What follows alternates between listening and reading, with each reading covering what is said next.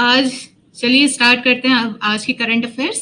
ठीक है, current affairs का कल मैंने बेटा आप लोगों को इम्पोर्टेंस बता दिया कि कोई सा भी एग्जाम अगर आप लिखते हैं, ठीक है, तो उसमें करंट अफेयर्स कितना ज्यादा जरूरी है ये आपको मैंने बता दिया है। और ये चीज आपको गांठ बांध के समझ लेनी कि हाँ भाई ये बहुत ज्यादा इम्पोर्टेंट है। अच्छा, मेरी वीडियो आ रही है कि नहीं बताइएगा। कैमरा, गुड आफ्टरनून वंदना बेटा। आई थिंक मेरा कैमरा ऑफ है। नो मैम, ओके, शायद कैमरा ऑफ है। ओके, चलिए अभी तो लाइव पे नहीं हो पाएगा, मैं कल से ऑन रखूंगी, ठीक है।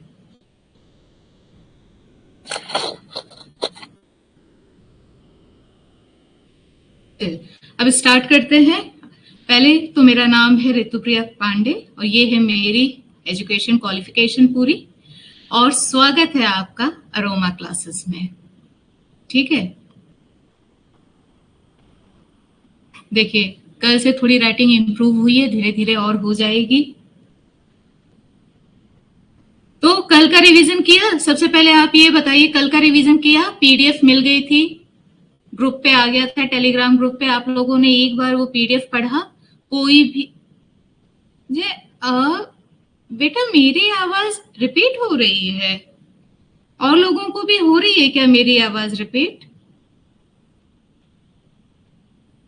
अगर हो रही हो तो बताइएगा।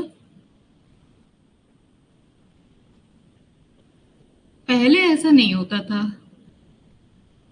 बेटा, फिर हो सकता है नेटवर्क इश्यू हो आपके यहाँ, क्योंकि प्रियंका का तो आया है कि नहीं? ओके ओके, थैंक यू वंदना बेटा, थैंक यू। चलिए पहले ये आंसर दीजिए, कल का पीडीएफ आप लोगों ने पढ़ा? अगर पढ़ा तो बहुत अच्छी बात है, कोई भी कंफ्यूजन हो तो प्लीज पूछ लीजिएगा, और अगर नहीं पढ़ा है तो आज बेटा टाइम निकाल के जरूर पढ़ लीजिएगा, क्योंकि एक बार मैं पढ़ाती हूँ, एक बार आप अपना पीडीएफ पढ़ लेंगे, ठीक है। ये बहुत होता है रिवीजन, उसके बाद आप बस लास्ट में आके रिवाइज कर लीजिएगा। बेटा पढ़ लेना, ठीक है, मनुकरण जरूर पढ़ लेना, याद हो जाएंगी चीजें, समझ में भी आ जाएगा, याद भी हो जाएंगी। मतलब आप जो मैं पढ़ा रही हूँ उसके अलावा शाम को वही एक बार आप रिपीट करके देख लेंगे सिर्फ पीडीएफ ना, तो पूरा करंट अफेयर आपके माइंड में पूरा छप जाएगा। होता है ऐसा, करके देखिएगा। और कोई भी डाउट हुआ करे जरूर पूछ लिया करें, या तो उसी टाइम क्लास में पूछ लिया करें या फिर नेक्स्ट डे, जब भी आपको फील हो कि मेरा वो डाउट था। बेटा डाउट नहीं होना चाहिए, आप यहाँ पे पढ़ने आए हैं, ठीक है। अगर डाउट होगा तो पढ़ाई का क्या मतलब, जब आप डाउट नहीं पूछ पाएंगे तो मेरे पढ़ाने का क्या मतलब होगा, है ना। तो बेटा कोई भी डाउट मत रखिएगा, क्लियर जरूर करिएगा। बिल्कुल, वेरी गुड निकी बेटा, वेरी गुड। कौन सा ये पहला, चलिए अब पहला क्वेश्चन देख लेते हैं अपना करंट अफेयर्स का। First question is, which is the first Indian state to use face ID for ration? Ration card के लिए फेस आईडी का उपयोग करने वाला पहला भारतीय राज्य कौन सा है? हिमाचल प्रदेश, कर्नाटका, तमिलनाडु या फिर केरल? बताइएगा कौन सा ऐसा पहला स्टेट है या राज्य बना है जिसने बोला है कि भाई अगर आपको अनाज चाहिए, राशन पानी चाहिए, तो आपका फेस आईडी हमको लगेगी। Himachal Pradesh, very good. निकी का भी आया, जयकाली का भी आया, प्रियंका का भी आया, मनुकर्ण का भी आया, वेरी गुड बेटा, वेरी गुड। ऑप्शन ए बिल्कुल सही है। अनुष्का, गुड आफ्टरनून बेटा, गुड आफ्टरनून, ठीक है। ऑप्शन ए बिल्कुल सही है, हिमाचल प्रदेश। चलिए अब ये बताइए, हिमाचल प्रदेश के सीएम का नाम पता है? पता है तो कमेंट बॉक्स में कमेंट करके बताइएगा। Good afternoon Rishabh. हिमाचल प्रदेश के सीएम का नाम, जो भी स्टेट हम पढ़ते हैं उसके सीएम का नाम हम संग संग पढ़ते हैं, ताकि हमें याद करने में कोई दिक्कत ना हो, ठीक है, बातों बातों में याद हो जाता है। चलिए आगे मैं पढ़ाती हूँ आपको इनके बारे में। तो इसका पहला तो करेक्ट आंसर है बेटा फेस आईडी।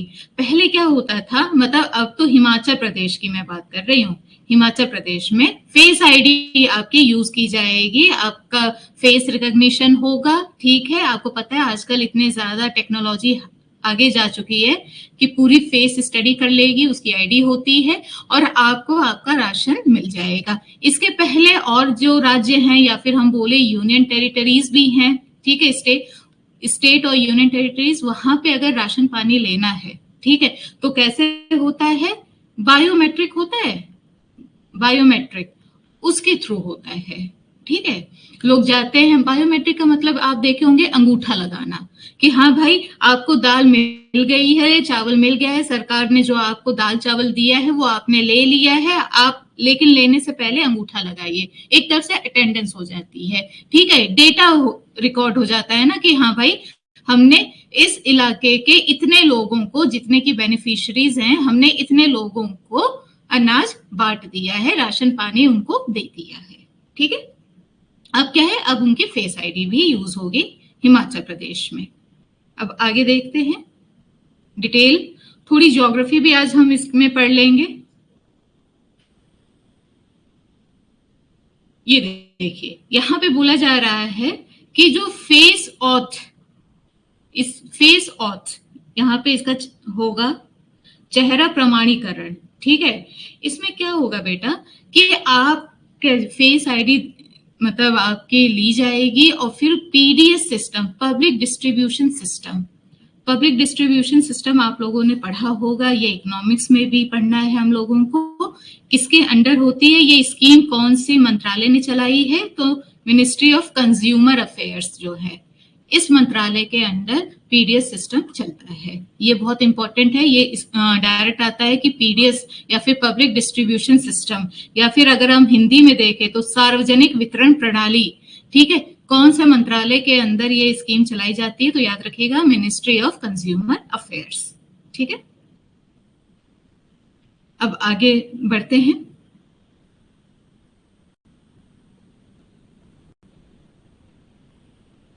ये आया हिमाचल प्रदेश। हिमाचल प्रदेश के पहले तो सीएम का नाम आपको पता होना चाहिए।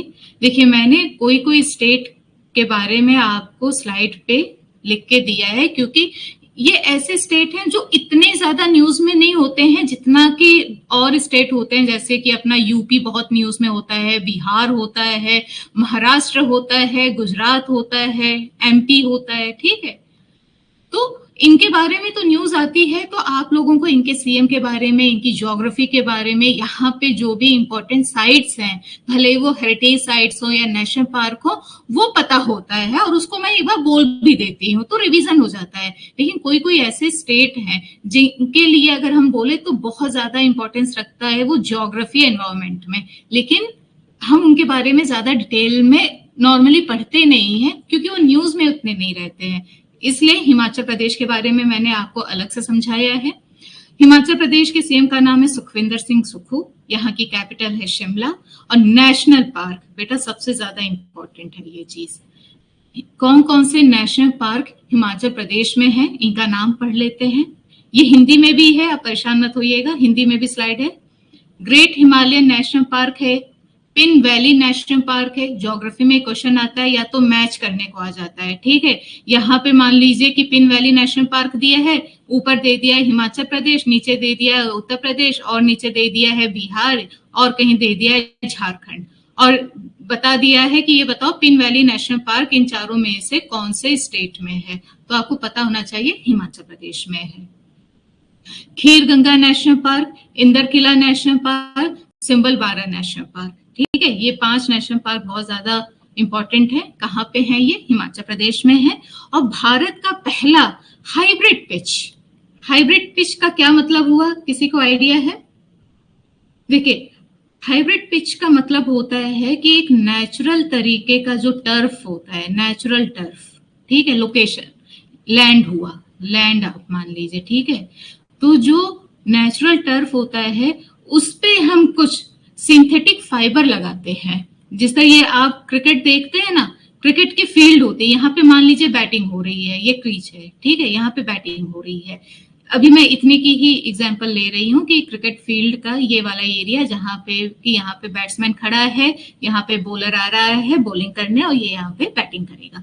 तो इस फील्ड को और अच्छा बनाने के लिए यहाँ पे थोड़े सिंथेटिक फाइबर्स को ऐड कर दिया जाएगा। इससे क्या होगा कि ये जो फील्ड है ना हम बोले लाइफ स्पैन है, मतलब कि एक तो ये बहुत ही अच्छी हो जाएगी, प्लस बहुत लंबे मतलब सालों तक चलेगी। कैसे? देखिए, जो सिंथेटिक फाइबर्स हैं वो ऐसे ही हम लोग सेलेक्ट करके ले आएंगे, जो कि यहाँ पे बारिश अगर हो रही है तो बारिश से इस फील्ड को बचा लेगा, ठीक है। आंधी तूफान आ रहा है तो ज्यादा ड्राई होने से बचा लेगा।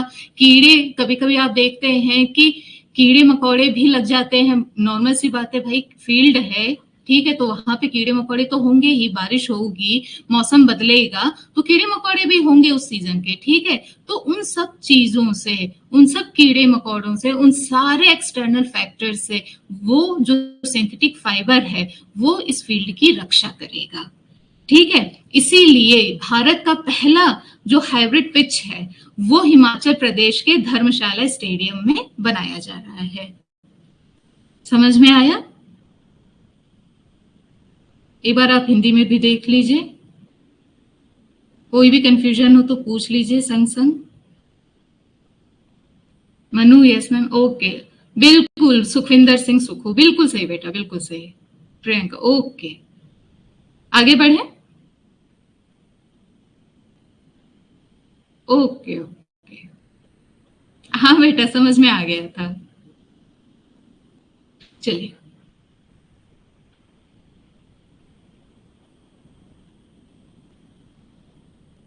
नेक्स्ट है, ये बहुत ज्यादा इंपॉर्टेंट है आपके लिए, क्योंकि इस टाइप के क्वेश्चंस बहुत आते हैं कि अभी हमने हाल ही में ADT 59 के बारे में पढ़ा। तो यही पूछा जा रहा है कि ADT 59 ये है क्या? क्या ये किसी स्पाइडर की नई स्पेशीज है या फिर मकड़ी की कोई नई प्रजाति है? क्या ये टर्टल का कोई नया स्पेशीज है या फिर कछुए की नई प्रजाति है? क्या ये चावल की कोई नई वैरायटी आई हुई है मार्केट में, चावल की नई किस्म है ये, या फिर ये मस्टर्ड की कोई नई वैरायटी आई है, यानी कि सरसों की कोई नई किस्म है? बताइएगा क्या है ये। तुक्का मार दीजिए, कोई फर्क नहीं पड़ता सही है कि गलत है। जितना आप एक्शन कर लेंगे उतना ज्यादा आपको आंसर याद होगा। सुमित का आया ऑप्शन सी, वेरी गुड बेटा, वेरी गुड, बहुत अच्छे। और लोग भी बताएं। निकी का आया D, वेरी गुड बेटा। आंसर देना मैंडेटरी है, सही होना गलत होना वो बात की बात है। जय काली का भी आया D, ओके, वेरी गुड। देखिए, आंसर बताओ। प्रियंका का भी आया D, समीर का आया B, okay, good good, at least answer कर रहे हैं, यही अपने आप में बहुत बड़ी बात है। अनुष्का का आया C, साक्षी का भी आया C, वेरी गुड बेटा। इसका करेक्ट आंसर है ऑप्शन C, ठीक है। तमिलनाडु की एक लैबोरेटरी है, लैब है, जहां पे कि ये ADT 59 ये एक तरीके का नया चावल है, उसको बनाया गया है, ठीक है। नई वैरायटी बनाई है तमिलनाडु के लैब ने, और क्या है उस लैब का नाम वो भी हम आगे पढ़ेंगे। तो देखिए, नई वैरायटी बनाने का क्या मतलब है? अगर वो लैब में बनाई गई है तो इसका मतलब ये है कि उसमें बहुत ज्यादा अच्छे फीचर्स ऐड कर दिए गए होंगे। नॉर्मल सी बात है। जिस तरह अगर मान लीजिए, एक सिंपल एग्जांपल है, अगर मान लीजिए कोई चावल की कोई वैरायटी है, ठीक है, उसको अगर हम बोले कि उसकी पूरी जो वो है, क्या हिंदी में क्या कहेंगे उसको, जो हार्वेस्ट हम करते हैं, ठीक है, कटैया। देखिए, मुझे हिंदी उतना नहीं आइडिया है इसको क्या कहते हैं, लेकिन हाँ मेरे गांव में इसको बोलते हैं कि कटैया का मौसम आ गया भाई, हमें कटैया करनी है, क्योंकि भाई मैं गांव से बिलोंग करती हूँ तो मुझे ये लैंग्वेज आती है, ठीक है। तो कटैया की बात होती है, तो मान लीजिए कि ये कटैया वाला जो टाइम है इसका, ये 3 महीने का है, ठीक है। और 3 महीने तक जो किसान है वो वेट करता है कि भाई जो चावल है वो बड़ा होगा, उसकी इतनी ज्यादा देख रेख करता है किसान, फर्टिलाइजर्स वगैरह डालता है, उसको आंधी तूफान से बचाता है, ठीक है। तो अब ये जो नई वैरायटी है वो कैसे बनाई है कि ये जो 3 महीने का पीरियड है ना, वो 1 महीने में घट जाएगा, मतलब कि कम टाइम में ही हमें चावल की पैदावार मिल जाएगी, ठीक है। उसके अलावा इसकी जो प्रोडक्टिविटी है, मान लीजिए ये जो 3 महीने में चावल हो रहे हैं वो 1 हेक्टेयर लैंड पर 30 किलो हो रहे हैं, ठीक है। वहीं पे ये जो 1 महीने में नया वाला चावल बन रहा है ADT 59, 1 महीने में जो ये चावल तैयार हो रहा है वो 1 हेक्टेयर के फील्ड पे 90 किलो चावल निकाल रहा है। तो आप देख रहे हैं इसकी ईल्ड भी बहुत ज्यादा अच्छी हो गई है, बहुत ही कम टाइम पे एक तो ये पैदा भी हो जा रहा है, हार्वेस्ट कर लिया जा रहा है, और उससे सबसे बड़ी बात कि ये जो कीड़े मकोड़े हैं ये उनसे भी बचता है। ठीक है, जिस तरह के कोई जो हमारा नेचुरल टर्म में जो चावल होता है जिसमें किसी भी तरीके की कोई मिलावट नहीं होती है, जो कि नेचुरली पैदा हुआ है, लैब में नहीं है, ठीक है, उसमें आप देखेंगे कि उसपे कीड़े भी अटैक करते हैं, इंसेक्ट्स अटैक करते हैं, ठीक है। लेकिन ये जो नया चावल बनाया गया है उसको ऐसा बनाया गया है कि भाई इस पे इंसेक्ट अटैक ना करें, अगर अटैक करते हैं तो इस चावल पे उनके किसी भी तरीके का जो नेगेटिव इम्पैक्ट होता है वो ना हो। आगे देखते हैं इसके बारे में, ये देख लीजिए। उस लैब का क्या नाम है, तमिलनाडु में बनाया गया है, ठीक है। तो लैब का क्या नाम है, लैब का नाम है Tamil Nadu rice research institute, Tamil Nadu चावल अनुसंधान संस्थान इस लैब का नाम है, जिसने कि ADT 59 जो कि चावल की नई वैरायटी है उसको लैब में बनाया है, ठीक है। अच्छा, बोल्ड ग्रेन प्रॉपर्टीज है, गाढ़े दाने होंगे, मतलब अगर पहले चावल होता था उसकी थिकनेस इतनी थी, तो जो ADT 59 है इसकी थिकनेस इतनी है बेटा, ठीक है।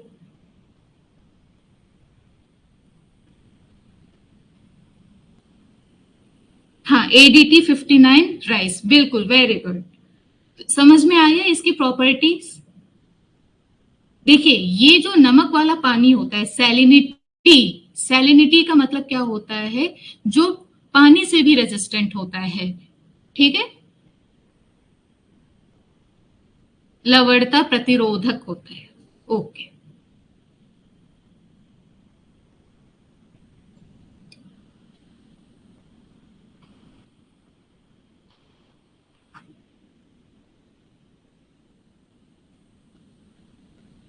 आप लोगों के यहाँ भी ये भाषा यूज होती है, कटैया वगैरह? भाई मैं बनारस की साइड से हूं, मेरे यहाँ होती है, ठीक है। चलिए आगे बढ़ते हैं। नेक्स्ट क्वेश्चन है, विच player has one the rapid and blitz tournament held in Zagreb, Croatia? किस खिलाड़ी ने क्रोएशिया के जाग्रेब में आयोजित रैपिड और ब्लिट्ज टूर्नामेंट जीता है? ये बहुत इंपॉर्टेंट है, ये क्वेश्चन भी आ सकता है कि ये जो टूर्नामेंट है ये हुआ कहाँ पे है, तो याद रखिएगा क्रोएशिया में हुआ है, ठीक है। ये टूर्नामेंट क्रोएशिया में हुआ, अब जीता किसने है वो आपको बताना है। ऑप्शन बी मनु का आया, ऑप्शन सी प्रियंका का आया, प्रियंका का डी गुकेश, वेरी गुड बेटा। समीर का भी आया सी, वेरी गुड।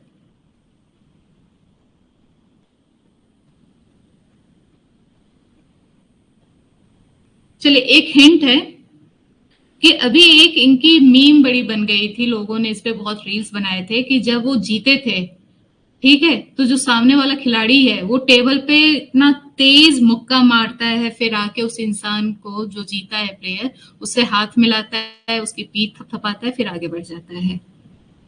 अब बताइए, समीर का सी, जयकाली का भी सी, वेरी गुड बेटा। कौन है वो जिसने उस प्लेयर को हराया, वो अपनी हार नहीं बर्दाश्त कर पाया तो टेबल पे इतना तेज मुक्का मारता है?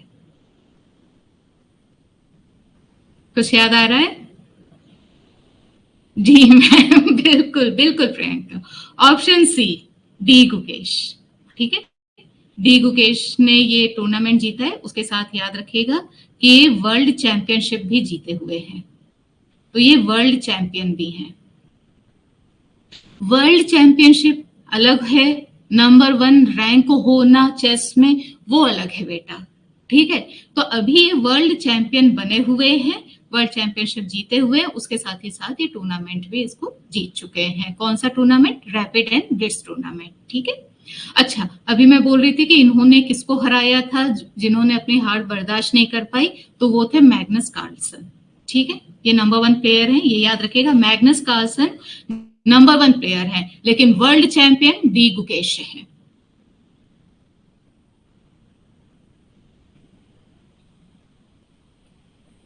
इन्होंने फाइनल में किसको हराया है ये भी देख लेते हैं। तो इन्होंने फाइनल में अमेरिका के ग्रैंड मास्टर वेस्ले को हराया है। कभी कभी वनडे एग्जामिनेशन जो होता है उसमें ये पूछा जाता है कि डी गुकेश ने किसको हरा के ये टूर्नामेंट जीता, तो याद रखिएगा वेस्ले जो कि अमेरिका के ग्रैंड मास्टर हैं उनको हरा के जीता है।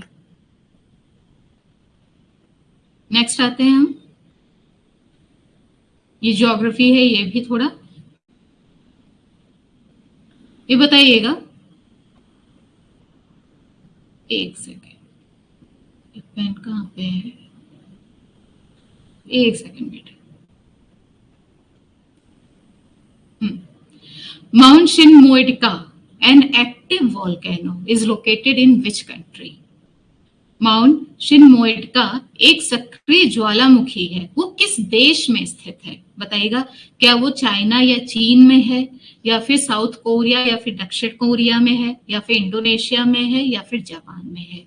बहुत इंपॉर्टेंट है ये ज्योग्राफी में पूछा जा सकता है। कोई सा भी एग्जाम आप दे रहे हो, यूपीएससी दे रहे हो, स्टेट पीएससी दे रहे हो, एसएससी दे रहे हो, या फिर बैंकिंग में भी आ सकता है, ठीक है, या फिर टीचर का दे रहे हो, कोई सा भी एग्जाम आप दे रहे हो, ये बहुत ज्यादा इंपॉर्टेंट है।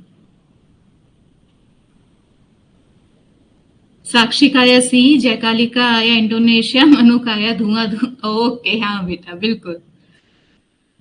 अब बताइए इसका आंसर, सी इंडोनेशिया।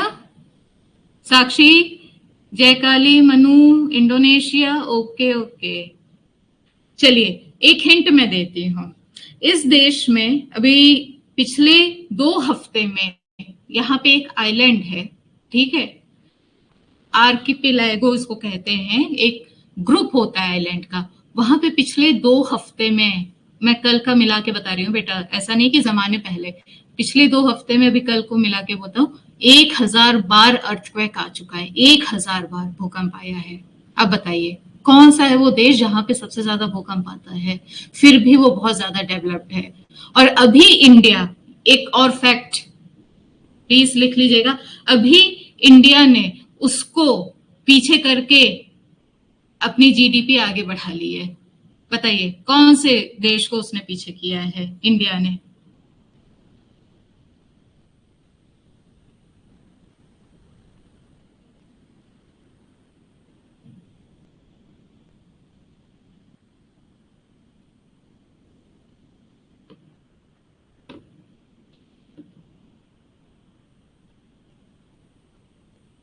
बेंगा बाबा, जापान बिल्कुल सही, सबका आंसर बिल्कुल सही। मनु का, मनुकर्ण का, समीर का, जयकाली का, प्रियंका का, बिल्कुल बेंगा बाबा बिल्कुल सही बेटा, ऑप्शन डी जापान, ठीक है।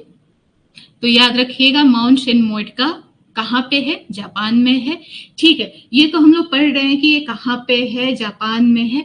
ये एक एक्टिव वॉल्केनो है। एक्टिव वॉल्केनो का मतलब क्या है कि ये कभी ना कभी फटता है। इसके पहले भी ये फटा था, ये 1800s में कुछ में फटा था, उसके बाद अब फटा है, ठीक है, इरप्ट हुआ है, जिसको इंग्लिश में हम कहते हैं प्रॉपर इरप्शन, ठीक है। वॉल्केनिक इरप्शन जो हुआ है उसका अभी हुआ है, ओके। अच्छा, अभी मैं इसके बारे में थोड़ा और, हाँ ये रहा, ये एक स्ट्रेटो वॉल्केनो है, ठीक है, स्ट्रेटो ज्वालामुखी है। और कहाँ पे लोकेटेड है? तो क्यूशू आइलैंड पर लोकेटेड है। बहुत इंपॉर्टेंट है ये क्यूशू आइलैंड, ठीक है, आप लोगों ने पढ़ा होगा। क्यूशू कहीं पढ़ा है आप लोगों को? ज्योग्राफी याद आ रही है?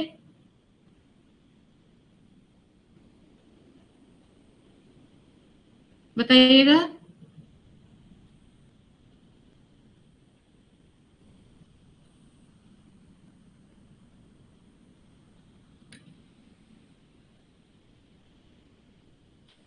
यस मैम, ये आप पढ़ा है, बिल्कुल।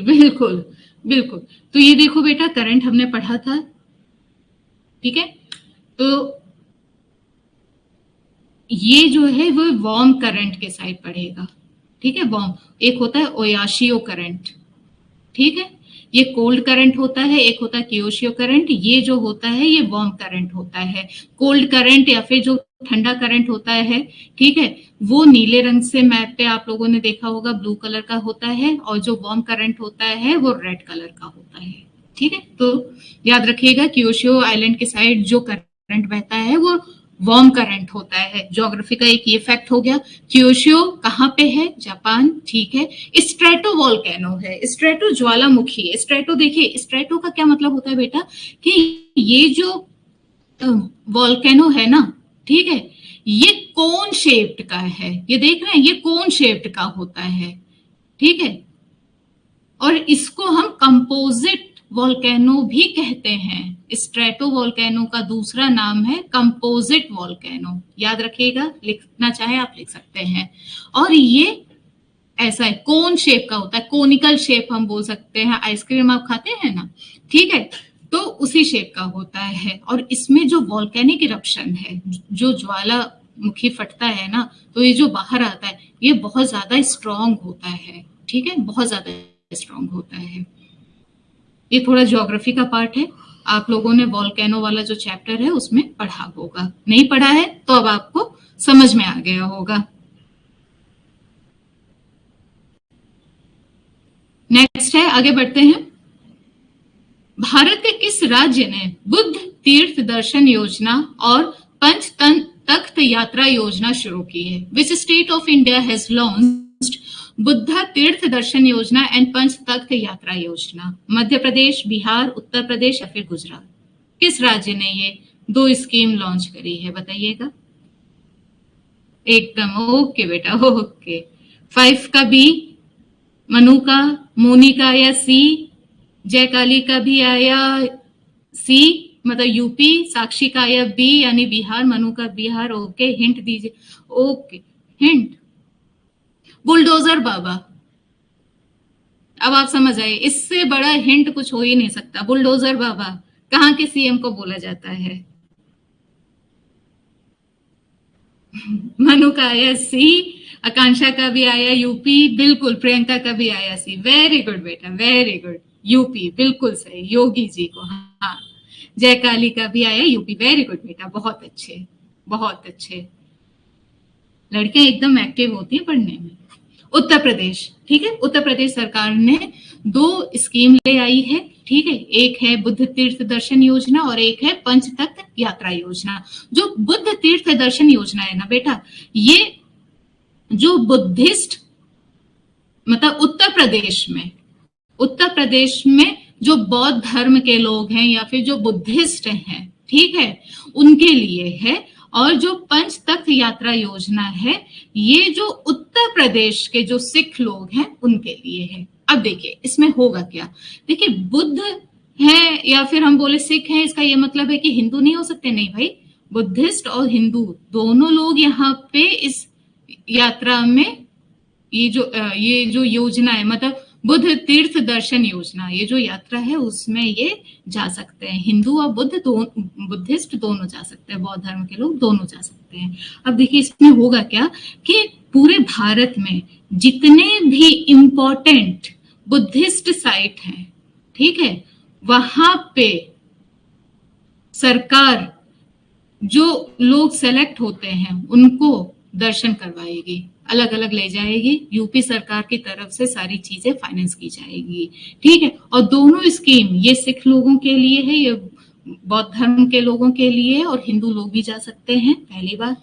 दूसरा ये कि पूरे भारत में जितने भी इंपॉर्टेंट बुद्धिस्ट साइट हैं वहां पे विजिट किया जाएगा बुद्ध तीर्थ दर्शन योजना के तहत। और पूरे भारत में 5 ऐसे इंपॉर्टेंट साइट सेलेक्ट किए गए हैं जहां पे सिख लोगों को दर्शन कराया जाएगा। देखिए अब ऐसा तो है नहीं कि सिर्फ अमीर लोग ही जा पाएंगे, भाई जो गरीब है इंसान वो भी तो जाना चाहेगा, लेकिन उसके पास पैसे नहीं है तो वो अब क्या करे।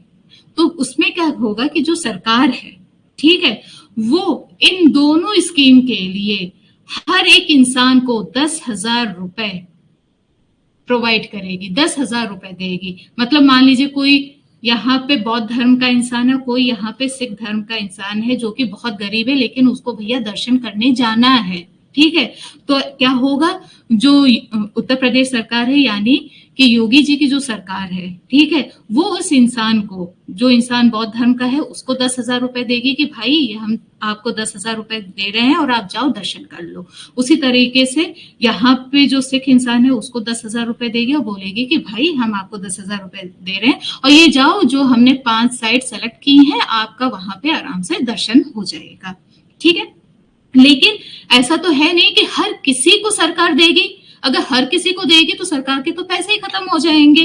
तो सरकार क्या करेगी? सरकार ना बेनिफिशियरीज को सेलेक्ट करेगी, उसके लिए वो अपने नीचे जो ऑफिसर्स हैं, ठीक है, उनको ड्यूटी पे लगाएगी कि भाई तुम लोग देखो कि सच में किसको जरूरत है, ठीक है, उनको तुम सेलेक्ट करो, फिर तुम उनका नाम हमारे यहाँ ले आओ, ठीक है, फिर हम उनका नाम पे साइन करके उनको 10,000 रुपए दे देंगे।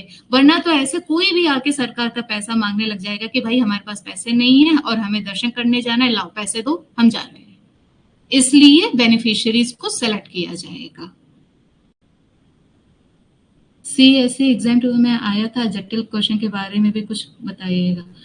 कौन सा बेटा, कौन सा बता क्वेश्चन आप पूछना, बताना, मैं बता दूंगी। ठीक है समीर, चलिए ये वाला क्वेश्चन समझ में आया। बुद्ध तीर्थ दर्शन योजना क्या है और पंच तख्त यात्रा योजना क्या है, समझ में आया? इसके बारे में डिटेल आगे भी है, जो मैंने समझाया है वही है, बस वो 5 साइट का नाम भी हम आगे देख लेंगे। यस या नो में कमेंट करके बताइएगा कमेंट बॉक्स में, ताकि मुझे पता चल जाए। कोई भी कंफ्यूजन हो आप तुरंत पूछ लीजिए। समीर बेटा, आपको जो भी क्वेश्चन हो आप पूछ लीजिए। ओके बेटा, थैंक यू प्रियंका। आगे बढ़ते हैं।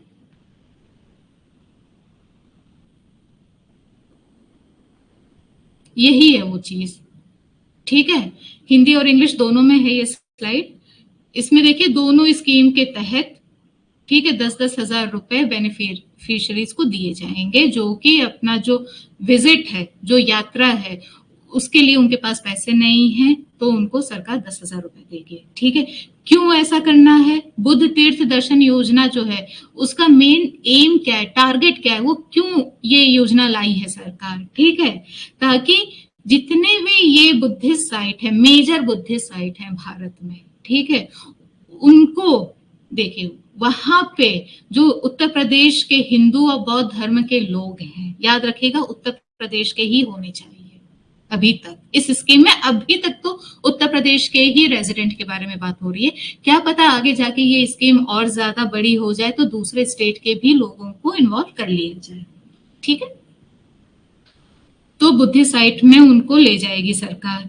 अच्छा हाँ, जो बेनिफिशियरीज हैं, ठीक है, उसमें से भी प्रायोरिटी देगी सरकार। ठीक है, मान लीजिए कोई गरीब इंसान है, ठीक है, 10 गरीब इंसान ऐसे आए जिनका पता चल गया कि भाई ये 10 इंसान है जिनके पास बिल्कुल पैसे नहीं है, आपको इनको 10,000 रुपए देना है, मतलब सरकार को 10,000 इनको रुपए देना है, तो सरकार बोलेगी अच्छा ठीक है, लिस्ट आ गई। लिस्ट में सरकार सबसे पहले जो बुद्धिस्ट मॉन्क होते हैं ना, उनको पैसा देगी। भाई जिनके धर्म के हैं, ठीक है, जिस तरह पंडित हैं एक तरह से मान लीजिए ब्राह्मण में, ठीक है, उसी तरह जो मोंक्स होते हैं ना बुद्धिस्ट के, उनको प्रेफरेंस देगी सरकार कि सबसे पहले आप जाएंगे, ठीक है, आपके बाद हम दूसरे लोगों को 10,000 रुपए भी देंगे। लेकिन नंबर 1 पे बुद्धिस्ट मॉन्क आएगा, दूसरे नंबर पे बाकी के जो गरीब लोग हैं, जो कि 10,000 रुपए भी जिनके पास नहीं है, उनको सरकार पैसा देगी।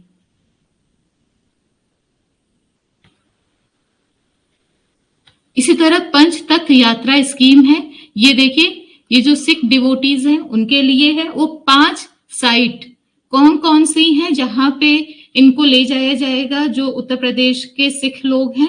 तो देखिएगा, श्री आनंदपुर साहिब जो कि पंजाब में है, श्री अकल तख्त साहिब ये भी पंजाब में है, श्री दमदमा साहिब ये भी पंजाब में है, श्री तख्त सचखंड श्री हजूर साहिब ये महाराष्ट्र में है, और आपके लिए बहुत ज्यादा इंपॉर्टेंट है ये श्री हरमिंदर जी साहिब जो कि पटना में है।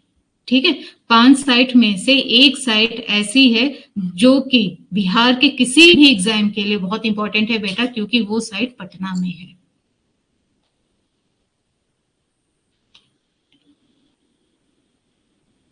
आया समझ?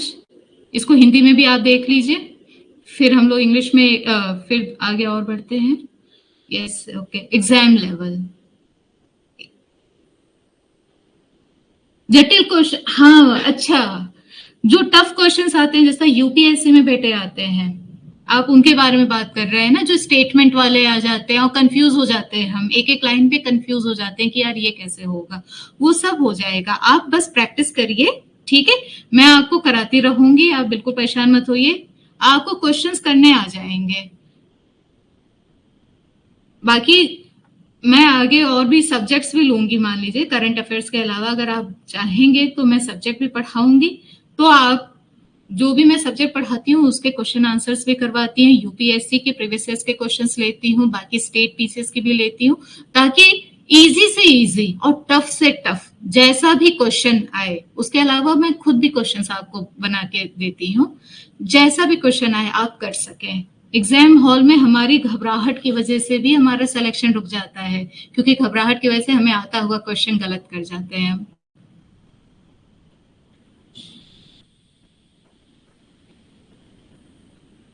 अब देखिए,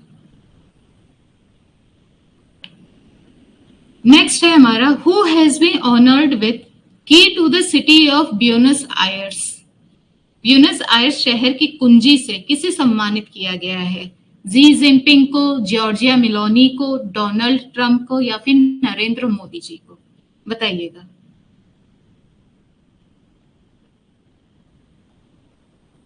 प्रियंका का आया डी, जयकाली का भी आया डी, मनु का भी आया डी, बिल्कुल, साक्षी का भी आया डी, वेरी गुड बेटा, वेरी गुड, बहुत अच्छे। अदिति का भी आया डी, बहुत अच्छे। समीर का है मोदी, बिल्कुल सही, नरेंद्र मोदी जी को, बिल्कुल सही, बिल्कुल, बहुत अच्छे। ऑप्शन डी बिल्कुल सही आंसर है, नरेंद्र मोदी जी को। अच्छा, कहाँ का है ब्यूनस आयर्स? कहाँ की कैपिटल है ये? आइडिया है कुछ? ब्यूनस आयर्स कौन से देश की राजधानी है? बताइएगा, बहुत इंपॉर्टेंट है ये। अर्जेंटीना, समीर, बहुत अच्छे, बहुत अच्छे, वेरी गुड बेटा, वेरी गुड। जयकाली का भी आया अर्जेंटीना, बहुत अच्छे, बिल्कुल सही आंसर, ठीक है। अब देखिए, इसके बारे में हमें थोड़ा डिटेल अब पढ़ना पड़ेगा।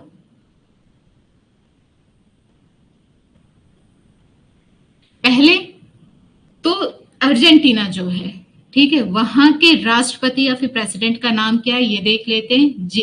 जेवियर जिरार्डो मिले, ये है यहाँ के राष्ट्रपति का नाम, आपको पता होना चाहिए। जहां पे भी पीएम मोदी जा रहे हैं, ठीक है, वहां के प्रेसिडेंट और प्राइम मिनिस्टर का नाम आपको पता होना चाहिए। यहाँ पे प्रेसिडेंट है तो यहाँ पे हमने सिर्फ प्रेसिडेंट का नाम लिखा है, पहली बात। दूसरी बात, ज्योग्राफी के पॉइंट ऑफ व्यू से आज देखिए, ज्योग्राफी के बहुत क्वेश्चंस आपको मिलेंगे, ठीक है। उसके अलावा एक क्वेश्चन आपको आर्ट एंड कल्चर से रिलेटेड मिलेगा। आर्ट एंड कल्चर एक सब्जेक्ट है, आपको पता है, ये हिस्ट्री के अंडर आता है, जिसके लिए हम बोलते हैं कि ओल्ड एनसीईआरटी पढ़नी है, हिस्ट्री की नितिन सिंघानिया पढ़नी है ना। हम बोलते हैं ना कि नितिन सिंघानिया पढ़नी है आर्ट एंड कल्चर के लिए, तो वो उससे भी रिलेटेड एक क्वेश्चन है। अब देखिए, अर्जेंटीना, अर्जेंटीना देखिए, जो साउथ अमेरिका का जो मान लीजिए ये साउथ अमेरिका है, ठीक है, तो ये जो साउथ में पार्ट है उस वो है अर्जेंटीना। मतलब लोकेशन कहाँ पे है ये याद रखिएगा, it is located in the south of south America या फिर southern part of the south America. ऊपर है नॉर्थ अमेरिका, यहाँ पे है साउथ अमेरिका, और यहाँ पे कल हमने कौन से देश के बारे में पढ़ा था? Trinidad and Tobago. या इसकी कैपिटल क्या है अर्जेंटीना की? तो बेटा इसकी कैपिटल है ब्यूनस आयर्स, जैसा कि अभी आपने बताया भी। अब इससे रिलेटेड नेबरिंग कंट्रीज के बारे में पूछेगा। अब मैं अर्जेंटीना स्पेशली आपको क्यों पढ़ा रही हूँ, मैं अभी आपको बताऊंगी, बहुत इंपॉर्टेंट है। नेबरिंग कंट्रीज भी ज्योग्राफी में पूछता है कि इसके पड़ोसी देश के भी बारे में आप बताइए या फिर इसकी लोकेशन बताइए।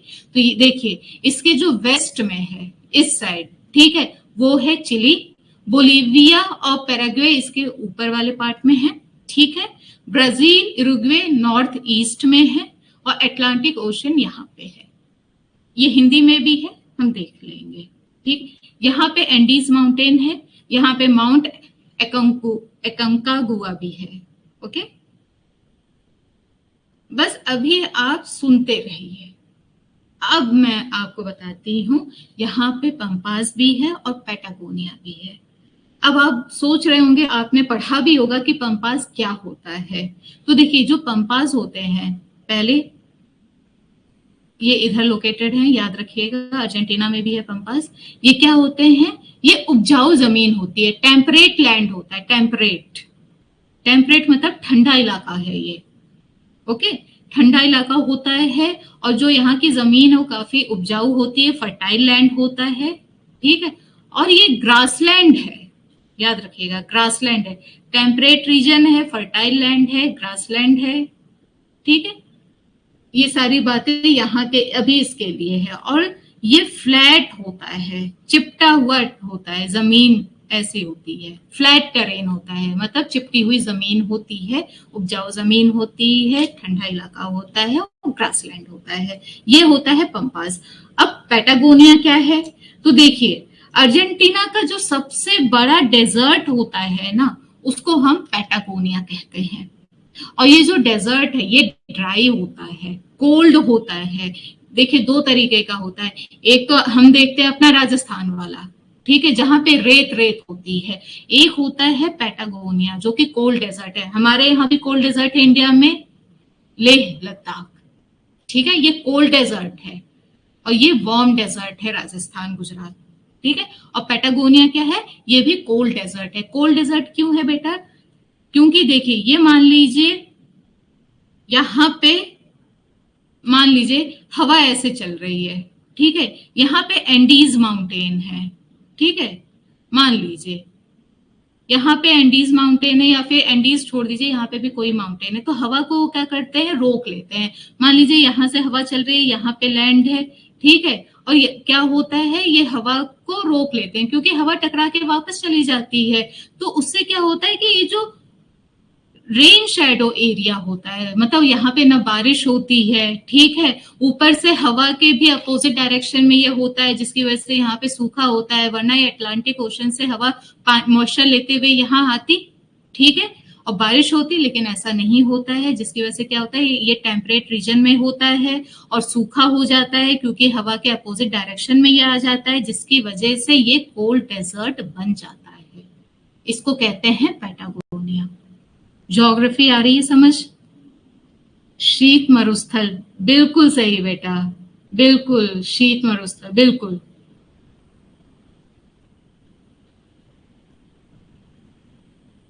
अच्छा, हाँ, इतने अवार्ड हैं, कोई बात नहीं। देखिए, कोई कोई अवार्ड ना उस देश का नाम या तो उस अवार्ड में लिखा गया है, ठीक है, जैसा ब्यूनस आयर्स है, आपको पता चल गया ये अर्जेंटीना की राजधानी, तो अर्जेंटीना ने दिया है, ठीक है।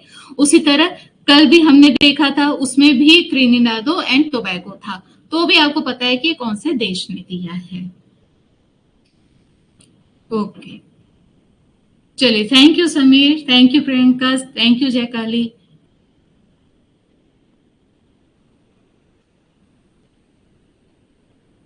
इसको हिंदी में भी एक बार आप देख लीजिए। किसी भी तरीके की कोई कंफ्यूजन हो तो पूछ लीजिएगा। इससे आपका ज्योग्राफी और करंट दोनों हो रहा है। बाकी हम आगे और देखते हैं। आज का सेशन इसीलिए थोड़ा ज्योग्राफी ओरिएंटेड है। आगे बढ़े।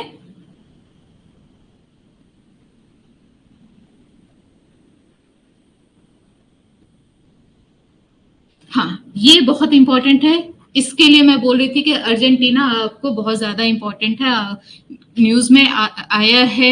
हमें ज्योग्राफी के लिए भी इंपॉर्टेंट है, इंटरनेशनल रिलेशन भी हमारा है, जिसकी वजह से इसकी बहुत ज्यादा चांसेस हैं एग्जाम में पूछे जाने की। क्यों? क्योंकि बेटा देखो, एक तो ये है अपना अर्जेंटीना, यहाँ पे है चिली, यहाँ पे है बोलीविया। तो अगर देखा जाए तो ये एक ट्रायंगल बन रहा है कि नहीं? देखिएगा, ये तीनों मिलके लिथियम ट्रायंगल बनाते हैं। यहाँ पे लिथियम पाया जाता है। अर्जेंटीना में, बोलीविया में और चिली में लिथियम पाया जाता है। और भी चीजें पाई जाती हैं, ठीक है, जिनमें से एक लिथियम बहुत ज्यादा इंपॉर्टेंट है, जो कि हम जो बैटरी यूज करते हैं उसमें लिथियम का बहुत ज्यादा इंपॉर्टेंट रोल होता है। आपको पता है लिथियम की बनती है बैटरी। ओके, तो इसीलिए अगर पूछा जाए कि लिथियम ट्रायंगल कौन से देश बनाते हैं, तो ये है वो थे, अर्जेंटीना, बोलीविया और चिली। अर्जेंटीना, बोलीविया और चिली। अरे वाह, ए बी सी ऐसे करके याद कर लो, ए बी सी। ठीक है, अब देखिए यहाँ पे एक फैक्ट अब मैं लिख रही हूं, यहाँ पे था नहीं, जो मुझे अभी पढ़ाते हुए याद आया है कि अर्जेंटीना बेटा दुनिया का दूसरे नंबर का ऐसा देश है जहां पे शेल गैस पाई जाती है। ठीक है, दूसरे नंबर का सबसे बड़ा देश है जहां पे कि, या फिर हम बोले दूसरे नंबर का ऐसा देश है जहां पे शेल गैस पाई जाती है। शेल गैस क्या होता है? शेल एक रॉक होता है, ठीक है, ये एक पत्थर होता है, हम बोले तो पत्थर बोले या फिर रॉक बोले, ठीक है। शेल एक रॉक होता है जिसमें से गैस रिलीज होती है और उसी को हम बोलते हैं शेल गैस, जो कि हम लोग यूज करते हैं, गवर्नमेंट यूज करती है अपनी अलग अलग प्रोजेक्ट्स में। ठीक है, तो एक हो गया लिथियम, एक हो गया शेल गैस। ये दोनों चीजें बहुत इंपॉर्टेंट है। और अर्जेंटीना दूसरे नंबर का ऐसा देश है जहां पे शेल गैस पाई जाती है, तो ये भी आपको पढ़ने की जरूरत है, क्योंकि हमारी जो बायलैटरल रिलेशन है इंडिया और अर्जेंटीना में, जो बातचीत चल रही है, ठीक है, उससे अगर और अच्छी बॉन्डिंग होगी तो हम यहाँ से और ज्यादा लिथियम खरीदेंगे और ज्यादा शेल गैस खरीदेंगे। समझ में आ रहा है ये बात? लिथियम का भंडार है, बिल्कुल सही, इंडिया में, बिल्कुल सही Manu, very good very good. FIFA world cup भी जीता है, बिल्कुल सही बेटा, बिल्कुल। Argentina white, blue and white Jersey football की।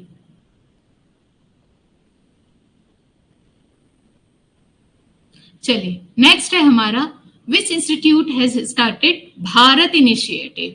किस संस्थान ने भारत पहल शुरू की है? क्या वो आईआईटी मुंबई है, या फिर सीडीआरआई है, सेंट्रल ड्रग रिसर्च इंस्टीट्यूट जो कि लखनऊ में है, या फिर आईआईटी दिल्ली है, या फिर इंडियन इंस्टीट्यूट ऑफ साइंस जो कि बेंगलोर में है? बताइएगा।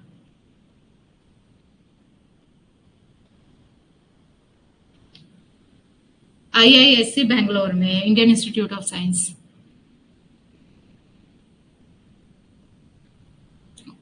बी बी बी सबका बी आ रहा है। ओके ओके, मनु, साक्षी, जयकाली, समीर, प्रियंका, मन, ओके ओके, गुड, सब आंसर कर रहे हैं। इसका बेटा करेक्ट आंसर है बेंगलोर में है वो। तो बताइए बेंगलोर में कौन सा इंस्टीट्यूट है? अभी मैंने आपको नाम बताया,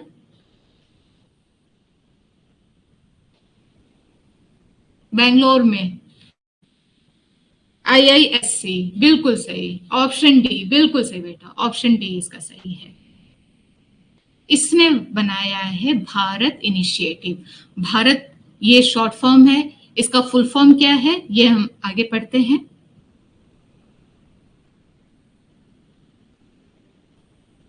ये आजकल, ये अब आ गया साइंस एंड टेक। आजकल न्यूज में जितना ज्योग्राफी और साइंस टेक है उतना बाकी चीजें नहीं चल रही हैं, ठीक है। तो चलिए साइंस टेक का देखते हैं कि भाई ये भारत है क्या। भारत का फुल फॉर्म है biomarkers of healthy ageing, resilience, adversity and transitions. ठीक है, ये है, पहले आपको इतना पता होना चाहिए। देखिए अब मैं आपको ना समझा देती हूँ, इसके हिंदी वाली स्लाइड खोल देती हूँ ताकि आप लोग वो देखते रहें जब तक मैं समझा रही हूँ। आपको हिंदी इंग्लिश जो भी स्लाइड खुलवानी हो बता दीजिएगा, मैं आपको लेमन लैंग्वेज में बता दे रही हूँ कि बेटा देखो, जैसे ही एक बच्चा पैदा होता है ना, ठीक है, पैदा होने के बाद ही वो एजिंग हो जाता है। एजिंग मतलब कि वो बड़ा होना होता है, या फिर हम बोले कि वो बुढ़ा होते जाता है। एक एक सेकंड, एक एक मिली सेकंड वो बढ़ता ही तो है। ठीक है, हम बोलते हैं जवान हो रहा है बच्चा, जवान होने के बाद बुढ़ापा आता है, ठीक है। तो जो एजिंग है, मान लीजिए बच्चे को छोड़ दीजिए, हमारी ही, ठीक है, मान लीजिए आप 30 साल के हैं, 20 साल के हैं, उसके बाद आपका बुढ़ापा आएगा, नॉर्मल सी बात है, आएगा ही आएगा। तो होता क्या है कि बहुत बार आप देखते होंगे लोग फुल बॉडी चेकअप करवाते हैं। एक एग्जाम्पल दे के मैं आपको समझा रही हूँ कि ये है क्या। देखिए, फुल बॉडी चेकअप करवाते हैं, फुल बॉडी चेकअप में क्या होता है कि इसमें लिखा रहता है कि भाई आपका जो LFT है, ठीक है, लीवर फंक्शनिंग टेस्ट, ठीक है, LFT की रीडिंग ये होनी चाहिए, ठीक है, आपका कोलेस्ट्रॉल इतने से इतने के बीच होना चाहिए, थायराइड आपका इतने से इतने के बीच होना चाहिए, ठीक है। अगर हम KFT किडनी वाला देखें, किडनी फंक्शनल टेस्ट, ठीक है, इसमें आपका जो ये है क्रिएटिनिन, वो इतने से इतने के बीच में होना चाहिए। हीमोग्लोबिन पे अगर हम आ जाए, हीमोग्लोबिन भी क्या होता है कि महिलाओं का अलग होता है, पुरुषों का अलग होता है। पुरुषों का लेवल हाई होता है हीमोग्लोबिन का, महिलाओं का थोड़ा कम होता है, बट ऑब्वियस रीजन है कि उनको मेंस्ट्रुअल साइकिल होती है, ठीक है, जिसकी वजह से फीमेल में ब्लड मेन के कंपैरिजन में कम होता है। तो इसकी भी रीडिंग होती है कि अगर आपका हीमोग्लोबिन मान लीजिए 12 से 16 के बीच में है, तब आप बिल्कुल हेल्दी हैं। अगर 12 से कम है, मान लीजिए एक आध कम है, 11 है या फिर 11.5 है, तो भी चल जाता है। लेकिन अगर आप 10 या उससे कम है, इसका मतलब आपके अंदर खून की कमी है। लेकिन ये सारे जो पैरामीटर्स है ना बेटा, वो हमने दूसरे देशों से अडेप्ट किए हैं, दूसरे लोग अडॉप्ट किए हैं, सॉरी, दूसरे देशों से हमने लिए हैं। जैसे कि हमने अमेरिका से सीखा कि भाई हमारा कोलेस्ट्रॉल लेवल कितना होना चाहिए, ठीक है, LDA होता है, SDL होता है, इन सब की रीडिंग क्या होनी चाहिए, ये हमने वही मान लिया जो कि USA में होते आ रहा है। लेकिन हमारा क्लाइमेट अलग है, हमारी अलग अलग चीजें, क्लाइमेट के अलावा हमारे यहाँ सारी चीजें अलग है, हमारा फूड अलग है, हम खाना अलग खाते हैं, यहाँ के लोग खाना अलग खाते हैं, हम लोग खाना अलग खाते हैं, हम लोग दाल चावल रोटी सब्जी खाते हैं, हम लोग इडली डोसा खाते हैं। यहाँ पे लोग बहुत ज्यादा ब्रेड पर निर्भर होते हैं, ठीक है, मेज पर, जिसको कि बोलते हैं कॉर्नफ्लेक्स, वो सब खाते हैं। तो भाई हमारी इसलिए डिमांड भी अलग है, हमारी चीजें अलग होनी चाहिए, जो कि अब ये बात समझ में आ रही है। तो यहाँ पे IISc ने क्या किया है, इन्होंने बोला है कि भाई जो भी एजिंग हो रही है ना, हम उसका जो पैरामीटर है हम अपने देश वालों के लिए अलग बनाएंगे, इसलिए इस इनिशिएटिव का नाम है भारत, ठीक है। हम यहाँ के लोगों के लिए एक अलग पैरामीटर बनाएंगे कि भैया आपके अंदर कितना खून होना चाहिए, कितना आपका कोलेस्ट्रॉल होना चाहिए, BP कितना होना चाहिए, ये यहाँ का टेम्परेचर डिसाइड करेगा, यहाँ का पूरा क्लाइमेट डिसाइड करेगा, यहाँ का खान पान डिसाइड करेगा, न कि USA का करेगा, ठीक है। अब देखिए बायोमार्कर क्या होता है हमारे शरीर में। देखिए बायोमार्कर एक सिंपल सी बात है, DNA हो गया, कोई भी बायोलॉजिकल मॉलिक्यूल्स देख लीजिए, DNA हो गया, प्रोटीन हो गया, इन सबको हम बायोमार्कर कहते हैं। जैसे कि अगर मान लीजिए हम लोग कोलेस्ट्रॉल की बात कर रहे हैं, कोलेस्ट्रॉल अगर हम देखें, ठीक है, तो 90 से 100 के बीच होना चाहिए, ठीक है। मान लीजिए ये अभी रीडिंग है, मार्कर है, ये मार्कर, ठीक है।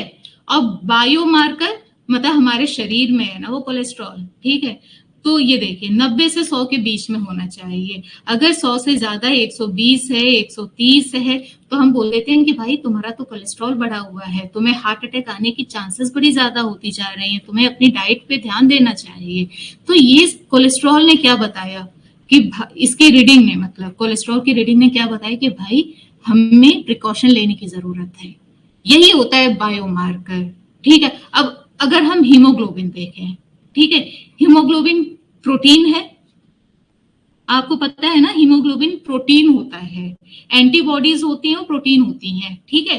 तो हीमोग्लोबिन प्रोटीन होता है। अगर आपका हीमोग्लोबिन किसी किसी फीमेल का 7 भी होता है, किसी का 8 होता है, ठीक है, किसी का 18 हो गया मान लीजिए, तो ये सारी चीजें देखिए या तो बहुत ही कम है या तो बहुत ही ज्यादा है, जो कि 12 से 16 के बीच होना चाहिए। लेकिन किसी का 7 है तो किसी का 18 है, बहुत ही ज्यादा है, तो फिर वहां पे ये हमारी बॉडी में ये जो प्रोटीन है अगर उसकी कमी है तो हीमोग्लोबिन कम है, आयरन की कमी है तो हीमोग्लोबिन कम है, आयरन अगर बहुत ज्यादा है तो हीमोग्लोबिन बहुत ज्यादा है।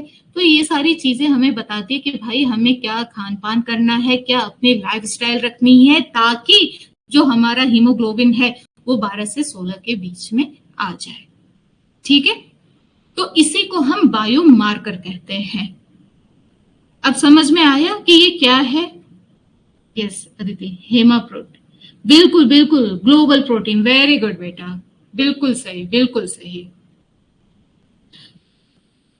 अच्छे से, ओके ओके। कोई confusion? Indian Institute of science, बिल्कुल सही है। मनुकर्ण, ओके बेटा। कोई कंफ्यूजन किसी भी तरीके का? समीर कुमार, ओके बेटा। कोई कंफ्यूजन है? मतलब कंफ्यूजन में यस मैम आया है तो आप क्वेश्चन पूछ सकते हैं, वरना हम आगे बढ़ते हैं, नो डाउट। ओके, बाकी लोग नो, ओके बेटा, okay, thank you Priyanka.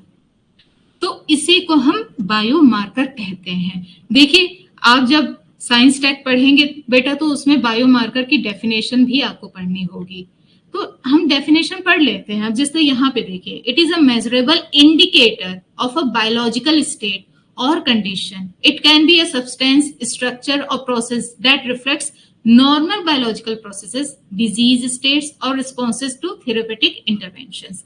Normal सी बात है, डिजीज, भाई अगर मान लीजिए हीमोग्लोबिन की कमी है तो डिजीज भी हो जाती है, ठीक है। ब्लड की कमी होती है तो हम बोलते हैं ना कि इसको एनीमिया हो गया है। वहीं पे अगर हम बोल देते हैं कि भाई शुगर बढ़ा हुआ है, ठीक है, शुगर बढ़ा हुआ है तो डायबिटीज की डिजीज हो जाती है ना। फिर उसके हिसाब से हमें क्या चेंजेस करने, हमें क्या दवाइयां लेनी है, वो सब चीजें पता चलती हैं।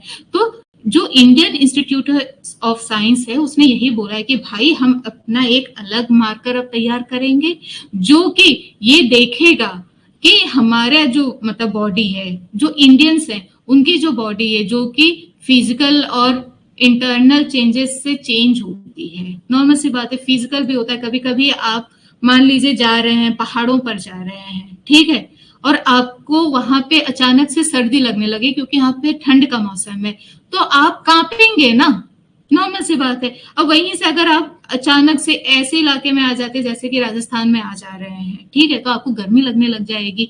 तो उससे आपके बॉडी के अंदर क्या चेंज आ रहा है?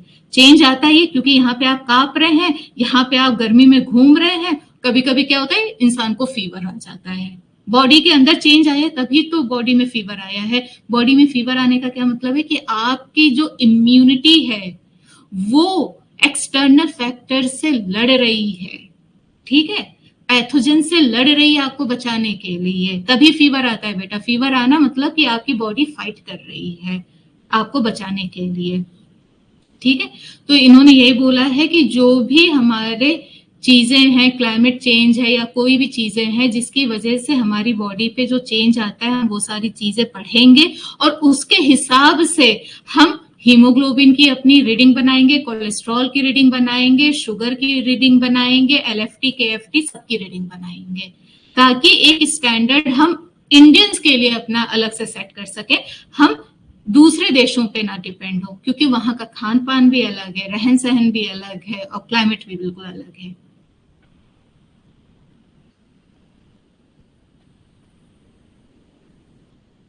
ओके, अब आगे बढ़ते हैं बेटा।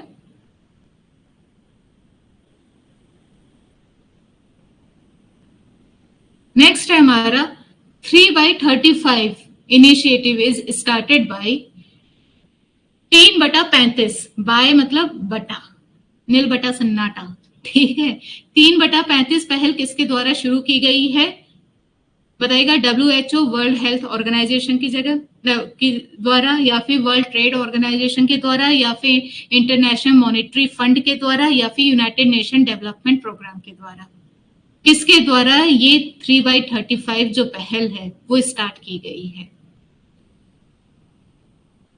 तुक्का, कुछ भी तुक्का मारिए, कोई भी तुक्का मार दीजिए, कोई फर्क नहीं पड़ता। Option A Priyanka, very good. और बताएं?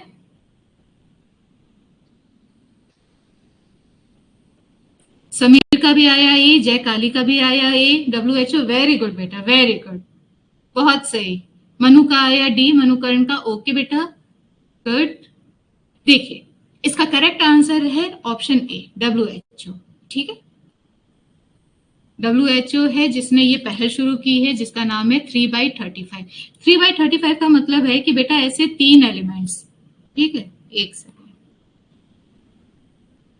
ये एरो कहाँ गायब हो जा रहा है, ऐसे 3 चीजें हैं जिनका जो दाम है उसको बढ़ाना है 2035 तक। 2035 तक वो 3 चीजें कौन सी है जिसका वर्ल्ड हेल्थ ऑर्गेनाइजेशन ने बोला है कि 50% दाम बढ़ा देना है कम से कम। अगर मान लीजिए टोबैको है, जिनमें से एक टोबैको है, एक अल्कोहल है और शुगरी ड्रिंक्स है, या फिर हिंदी में बोले तंबाकू, शराब और शर्करा युक्त पेय पदार्थ। शुगरी ड्रिंक्स में बहुत से हैं, अगर हम देखें तो जो भी हम सॉफ्ट ड्रिंक्स पीते हैं वो भी तो शुगरी होती हैं, उसमें भी तो सिर्फ CO2 मिला होता है, पूरा शुगर होता है। ठीक है, तो इन सब का दाम 2035 तक, ठीक है, 2035 तक टोबैको, अल्कोहल और शुगरी ड्रिंक्स का दाम जो है WHO ने बोला है कि कम से कम 50% बढ़ा दिया जाएगा, कम से कम। क्यों? क्योंकि ऐसा देखा गया है, यहाँ पे वो लाइन मैंने नहीं लिखी है, मैं आपको समझा दे रही हूं कि ऐसा देखा गया है कि पूरी दुनिया में, ठीक है, जो डेथ होती हैं 75% जो डेथ है, 75% जो मृत्यु होती है पूरी दुनिया में, वो नॉन कम्युनिकेबल डिजीज की वजह से होती हैं। मतलब वो रोग जो एक इंसान से दूसरे इंसान में नहीं जाते हैं, जैसे कि शुगर होता है ना, डायबिटिक, कोई इंसान डायबिटिक है तो इसका ये मतलब नहीं कि आप उस इंसान से अगर आप हाथ मिलाते हैं या फिर गले लगते हैं तो आपको भी डायबिटीज हो जाएगा, नहीं, ऐसा तो नहीं है ना। इसका मतलब कि वो जो डायबिटीज है वो आपको तो नहीं मिल रही है, इसका मतलब नॉन कम्युनिकेबल। ठीक है, अब देखिए फीवर हुआ, जुखाम, कोल्ड हम जो बोलते हैं, कॉमन कोल्ड, ठीक है, जो कोल्ड होता है अगर आप छींकते हैं तो दूसरे इंसान को भी हो जाता है, वो कम्युनिकेबल डिजीज है। लेकिन डायबिटीज हो गई, कैंसर हो गया, ठीक है, ये सब नॉन कम्युनिकेबल डिजीज है। और पूरी दुनिया में ऐसा देखा गया है कि 75% जो डेथ है वो यही नॉन कम्युनिकेबल डिजीज की वजह से होती हैं। किसी का कोलेस्ट्रॉल बढ़ गया तो हार्ट अटैक आ गया, कार्डियक अरेस्ट आ गया। आजकल कार्डियक अरेस्ट तो इतना कॉमन हो गया है कि अभी कुछ दिनों पहले 11 साल के बच्चे को हार्ट अटैक आया था, उसकी मृत्यु हो गई थी। ठीक है, हार्ट अटैक अलग होता है, कार्डियक अरेस्ट अलग होता है। कार्डियक अरेस्ट में अचानक से पूरा हार्ट ही काम करना बंद हो जाता है, और हार्ट अटैक में क्या होता है कि ब्लॉकेज होता है, जिसकी वजह से ब्लड जो है वो हार्ट तक सही से पंप नहीं हो पाता है, जिसकी वजह से हार्ट अटैक आता है। लेकिन कार्डियक अरेस्ट अचानक से हार्ट फेल हो जाता है। ठीक है, तो सोचिए 11 साल के बच्चे को हार्ट अटैक आ जा रहा है। तो ये सारी चीजें जो है नॉन कम्युनिकेबल डिजीज है। और जो टोबैको, अल्कोहल और शुगरी ड्रिंक्स है ना, वो कैंसर को, शुगर को, इन सब को बढ़ाने में बहुत इंपॉर्टेंट रोल प्ले करती हैं। अगर आप देखें तो बॉटल्स पे लिखा होता है कि कोई कोई ऐसा केमिकल मिला होता है जहां पे लिखा होता है कार्सिनोजेनिक। कार्सिनोजेनिक मतलब कैंसर कॉजिंग एलिमेंट है वो, मतलब उस केमिकल की वजह से कैंसर हो सकता है। ठीक है, ये लिखा हुआ रहता है। इसीलिए लोगों को बचाने के लिए, लोगों की हेल्थ को और सुधार उसमें करने के लिए, इंप्रूव करने के लिए WHO ने ये स्टैंड लिया है कि 2035 तक, 35 मतलब 2035 तक ये 3 जो प्रोडक्ट्स हैं उनका दाम कम से कम 50% बढ़ा दिया जाएगा। WHO क्या है ये भी देख लेते हैं। तो फुल फॉर्म है वर्ल्ड हेल्थ ऑर्गेनाइजेशन। इसको बनाया गया था 1948 में। बेटा ये बहुत इंपॉर्टेंट है। इंटरनेशनल ऑर्गेनाइजेशन, मैंने आपको बोला था कि ये इंपॉर्टेंट होता है, इससे क्वेश्चंस आते हैं। हेडक्वार्टर कहाँ पे है इसका, मुख्यालय कहाँ पे है, तो याद रखिएगा इसका मुख्यालय जिनेवा में है, जो कि स्विट्जरलैंड में है। उसके अलावा नाम पूछा जाता है कि वर्ल्ड हेल्थ ऑर्गेनाइजेशन या WHO के हेड का नाम बताइए या फिर डायरेक्टर जनरल का नाम बताइए, बात एक ही है। तो उनका नाम है टेड्रस अधनम घेब्रेयेसस। ठीक है, ये है नाम इनका। कोई कंफ्यूजन इस टॉपिक में किसी तरीके का?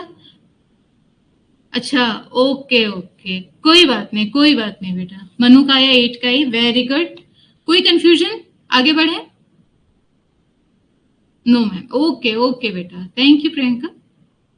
आगे बढ़ते हैं।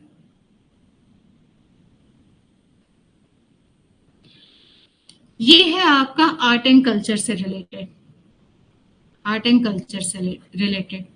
बताइएगा, क्वेश्चन को ध्यान से पढ़िए। Select the incorrect statement about Chautal. Chautal के बारे में गलत कथन का चयन करें। बताइए।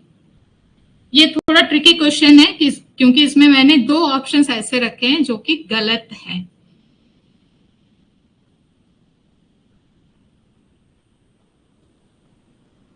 कभी कभी आयोग से ऐसी गलतियां हो जाती है ना, तो बच्चे परेशान हो जाते हैं। तो वो परेशान नहीं होना, इसलिए मैंने ऐसे क्वेश्चंस रख दिए हैं कि आपको प्रैक्टिस हो जाए। चलिए, इसका करेक्ट आंसर है ऑप्शन सी। इनकरेक्ट की बात पूछ रहा है। मतलब देखिए, चौताल अभी आपने देखा होगा कि हमने पढ़ा भी, ठीक है, कि जो भारत के प्रधानमंत्री हैं वो अर्जेंटीना पहुंचे। ठीक है, अर्जेंटीना वो कितने साल बाद कोई भारत का प्राइम मिनिस्टर अर्जेंटीना गया है, तो वो भी याद रखिएगा 57 ईयर्स के बाद इंडिया का कोई प्राइम मिनिस्टर अर्जेंटीना गए हैं। ठीक है, वहां पे जो अगर हम बोले जो पोर्ट ऑफ स्पेन है, वहां पे बिहारी चौताल गा के उनका स्वागत किया गया था। अब देखिए, भोजपुरी चौताल, सॉरी बिहारी बोल रही हूँ, भोजपुरी चौताल है, गा के उनका स्वागत किया गया था। ठीक है, अब ये होता क्या है चौताल? तो देखिए, ये 12 बीट्स का होता है, 4 4 2 2 ऐसे करके भी होता है। ठीक है, या फिर 2 2 2 2 2 ऐसे करके भी होता है, 5 6 7, मतलब पूरा वो कर लीजिएगा। ठीक है, 2 2 2 करके होता है, या फिर 4 4 2 2 करके, ऐसे करके ये बीट्स होती हैं चौताल की। तो इसमें पूछा जाता है कि कितने बीट्स का बना होता है, तो याद रखिएगा 12 बीट्स का बना होता है। ठीक है, और इसका प्रयोग पारंपरिक रूप से ध्रुपद और धमार गायन तथा वाद्य प्रदर्शन के लिए किया जाता है। ठीक है, ध्रुपद और धमार। अब आप सोच रहे होंगे कि ये ध्रुपद और धमार है क्या? ठीक है, तो ये दोनों एक तरह से भाई भाई हैं, गाने का एक स्टाइल है ये। ठीक है, ध्रुपद और धमार अगर ये आ जाए कि क्या ये कोई डांस है या फिर कोई म्यूजिक है या फिर वोकल है, गाने का स्टाइल है, तो याद रखिएगा ये वोकल है, गाने का स्टाइल है। ठीक है, इसका ये ऑप्शन इसलिए गलत है बेटा, क्यों? क्योंकि ये महाराष्ट्र में नहीं होता, ये नॉर्थ इंडिया में होता है। ठीक है, ये डेक्कन पार्ट में आ जाता है ना महाराष्ट्र अपना। ठीक है, नॉर्थ इंडिया का पार्ट है, यूपी बिहार मोस्टली भोजपुरी चौताल। भोजपुरी आप देखते हैं ईस्ट यूपी और बिहार में बोली जाती है, तो उसी से याद रखिएगा कि जो चौताल है वो नॉर्थ इंडिया में इसका उत्पत्ति हुई थी।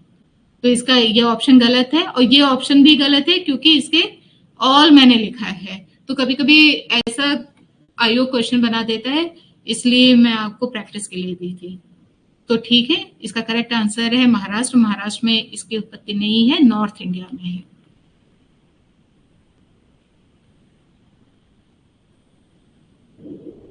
Next, which Indian state has launched Sarvepalli Radhakrishnan student kits to provide, देखिए, to provide school kits to over 35 lakh school going students free of cost। ये पूरी स्कीम के ही बारे में मैं आपको बता दे रही हूँ कि ये स्कीम किसने लॉन्च करी है, किस राज्य ने लॉन्च करी है, ये आपको नाम बताना है। लेकिन इस स्कीम के तहत क्या है? इस स्कीम के तहत ये होगा कि जो स्कूल गोइंग स्टूडेंट्स हैं, ठीक है, उनको पूरे राज्य में 35 लाख ऐसे स्कूल गोइंग स्टूडेंट्स को सेलेक्ट किया जाएगा जिनको की सर्वपल्ली राधाकृष्णन स्टूडेंट किट दी जाएगी। अब वो कौन सा राज्य है ये बताना है आपको।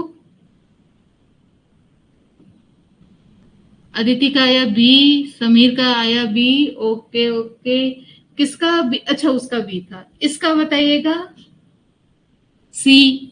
ओके बेटा, चलिए एक हिंट देती हूँ। प्रियंका का भी आया सी, ठीक है, एक हिंट देती हूँ। अच्छा, सबका सी आ रहा है। ओके, एन चंद्रबाबू नायडू वो यहाँ के चीफ मिनिस्टर हैं। अब बताइए चंद्रबाबू नायडू कहाँ के चीफ मिनिस्टर हैं, मुख्यमंत्री हैं, कहाँ के, कौन से राज्य के? बी, बिल्कुल सही, आंध्र प्रदेश बेटा, बिल्कुल सही। समीर कुमार, बिल्कुल सही बेटा, बी बी बिल्कुल। अदिति का भी, जयकाली का भी, वेरी गुड बेटा, ऑप्शन बी। ठीक है,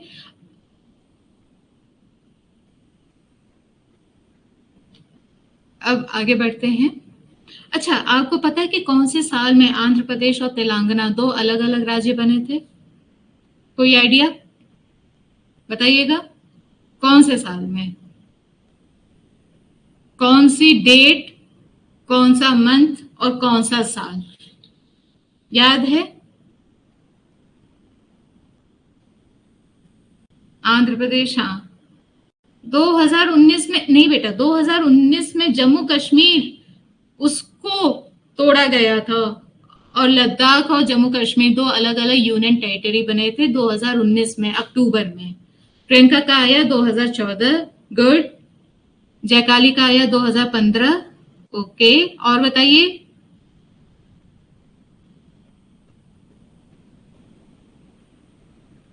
देखिए इसका करेक्ट आंसर है बेटा 2014, ठीक है, बट वेरी गुड, आप लोग कमेंट कर रहे हैं।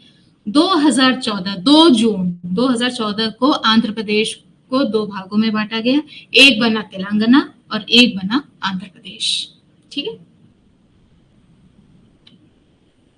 नेक्स्ट है, ये बहुत इंपॉर्टेंट क्वेश्चन है आपके लिए, बहुत ज्यादा इंपॉर्टेंट है किसी भी एग्जाम के लिए, यूपीएससी, स्टेट पीएससी स्पेशली, बहुत ज्यादा इंपॉर्टेंट है। बताइए एनडीबी के दो नए सदस्य कौन हैं? कल ही हमने पढ़ा था एनडीबी किसका है, कौन से ऑर्गेनाइजेशन का बैंक है, तो वो है ब्रिक्स। ब्रिक्स का बैंक है एनडीबी, न्यू डेवलपमेंट बैंक, ठीक है। अब इसमें ये बोला गया है, जिस तरह हम सबको पता है कि ब्रिक्स की मीटिंग चल रही थी, ब्राजील में हुई है, ठीक है, 7 तारीख को कंप्लीट हुई है ब्राजील में। नेक्स्ट ईयर ज्यादा चांसेस हैं कि इंडिया में होगी, हालांकि सारे देश मानने को तैयार है, मेजॉरिटी मतलब मानने को तैयार है कि इंडिया में होनी चाहिए, तो न्यूज में आ गया है कि भाई इंडिया में ही होगी, ठीक है। 2026 की जो ब्रिक्स की मीटिंग है, या फिर हम बोले कि 2026 का जो चेयरमैन है वो इंडिया होगा, ठीक है। चलो, अब मैंने आपको ये बता दिया, बताओ कि इसमें 2 नए मेंबर कौन से जुड़े हैं, बहुत इंपॉर्टेंट है ये।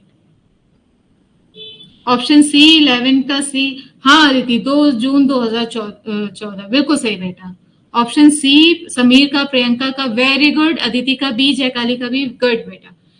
चलो देखो बेटा, यहाँ पे जो मैंने ऑप्शन रखा है, ये दोनों देश एक साथ कभी आ नहीं सकते हैं, फिलहाल की जो सिचुएशन है उसके हिसाब से मैं बोल रही हूँ। रशिया यूक्रेन नहीं आ सकते एक साथ, क्योंकि इन दोनों में युद्ध चल रहा है।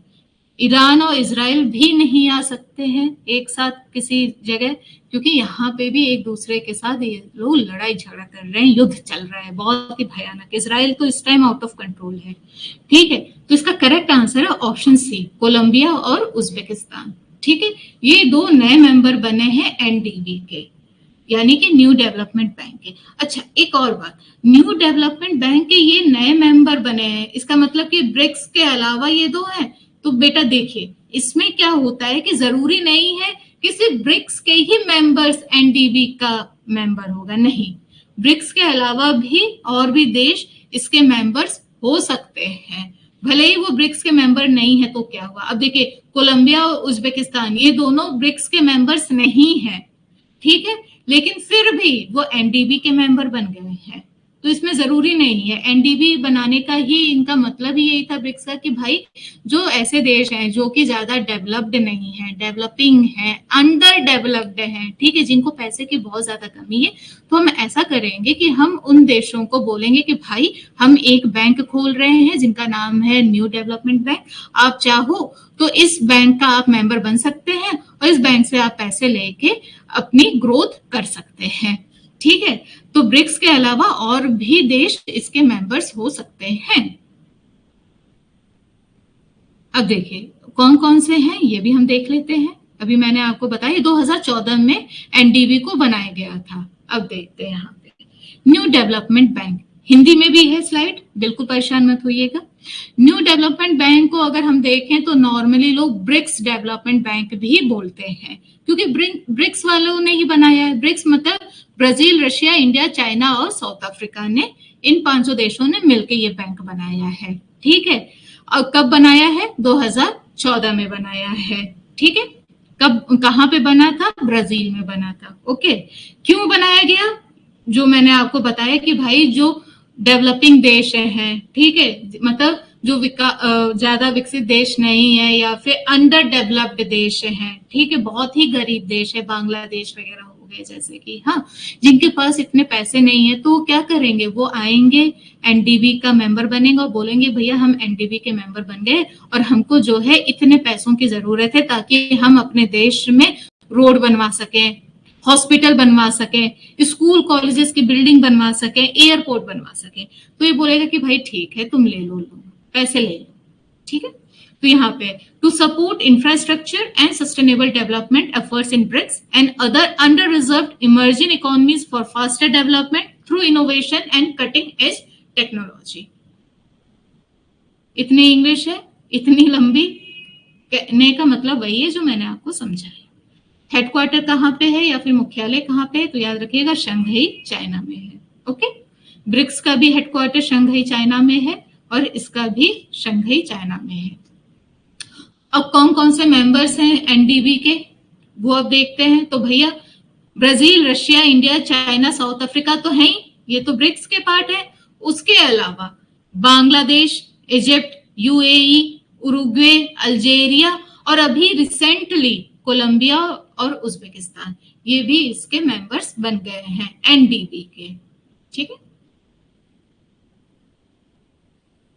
अब हम आगे देखते हैं हिंदी में। हिंदी में भी एक बार आप पढ़ लीजिए, कोई भी कंफ्यूजन हो किसी तरीके की तो पूछ लीजिए। B okay okay. अब बस करंट अफेयर्स अभी खत्म ही होने वाला है। कोई कंफ्यूजन किसी तरीके की?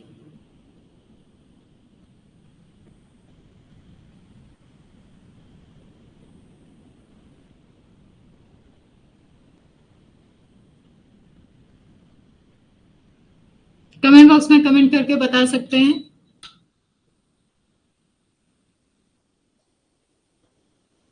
ओके बेटा, ओके। प्रियंका का या नो? बाकी लोगों का कोई भी कंफ्यूजन है तो बेटा आप क्लियर कर सकते हो, डाउट मत रखना कोई।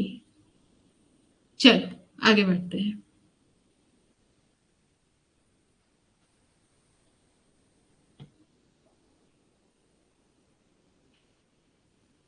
ये ब्रिक्स के बारे में जो कि हमने कल पढ़ा था, एक और मैंने एक फैक्ट ऐड किया है, ये हिंदी वाली स्लाइड में नहीं है, ठीक है, लेकिन मैंने इंग्लिश वाली स्लाइड में रखा है। अभी जो 2025 में ब्राजील में जो ब्रिक्स की समिट हुई है ना बेटा, इसमें ब्रिक्स का एक और नया मेंबर बना है, उसका नाम है इंडोनेशिया। ठीक है, एनडीबी अलग है, एनडीबी का उज्बेकिस्तान, कोलंबिया अलग मेंबर्स बने हैं, और ब्रिक्स का जो प्रॉपर ब्रिक्स ऑर्गेनाइजेशन है उसका एक और नया मेंबर बना है, उसका नाम है इंडोनेशिया। ठीक है, तो जब न्यू मेंबर्स बनते जाते हैं तो इसको ब्रिक्स प्लस बोला जाता है, मतलब कि 5 तो हमारे फाउंडेशन मेंबर्स हैं ही। ठीक है, ये 5 वो देश हैं जिन्होंने एक तरह से 5 क्या, पहले तो 4 थे ना, 2010 में साउथ अफ्रीका ऐड हुआ है। ठीक है, तो फिर भी इन 5 को हम मानते हैं कि ये 5 ऐसे हैं जिन्होंने इस ऑर्गेनाइजेशन की नींव रखी। उसके बाद नए नए मेंबर्स जो ऐड हुए हैं वो कौन से, उनका नाम पढ़ना बहुत ज्यादा जरूरी है।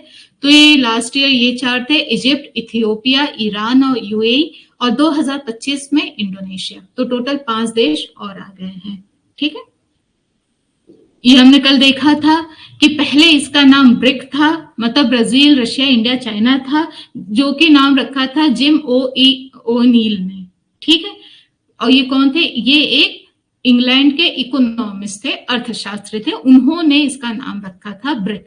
लेकिन 2010 में साउथ अफ्रीका ने जब इस ग्रुप को ज्वाइन किया तो इसका नाम ब्रिक्स हो गया, ब्रिक्स से ब्रिक्स हो गया। ठीक है, और ब्रिक्स के ये सॉरी, ब्रिक की जो पहली मीटिंग हुई थी फॉरेन मिनिस्टर्स की, वो कब हुई थी? 2006 में हुई थी। ठीक है, ये हमने कल पढ़ा भी था। और उसके अलावा ये जो ब्रिक्स हैं, ये जो 5 देश हैं, वो ग्लोबल लेवल पे, मान लीजिए ये पूरी दुनिया है, ग्लोबल लेवल पे कितना ज्यादा कंट्रीब्यूशन करते हैं उसको देखते हैं। तो देखिए, जब बात पॉपुलेशन की आती है तो ये 5 देश मिलके पूरे वर्ल्ड की 41% पॉपुलेशन को कंट्रीब्यूट करते हैं।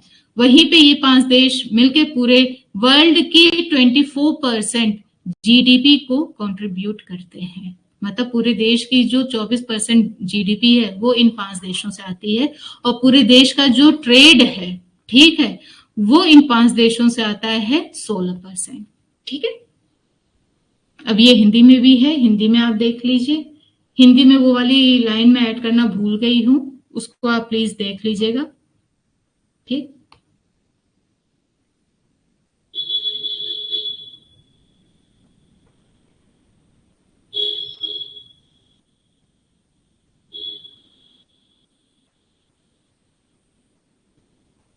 अब ये देखते हैं, इसकी जो चेयरमैनशिप है वो रोटेशन में होती है, मतलब एक के बाद ऐसे ऐसे चलती है। 1 2 3 4 5 है मान लीजिए, तो पहले 1 के पास होगी, फिर 2 के पास, फिर 3 के पास, फिर 4 के पास, ऐसे चलती है। तो इसी तरीके से ऐसे रोटेट होती है।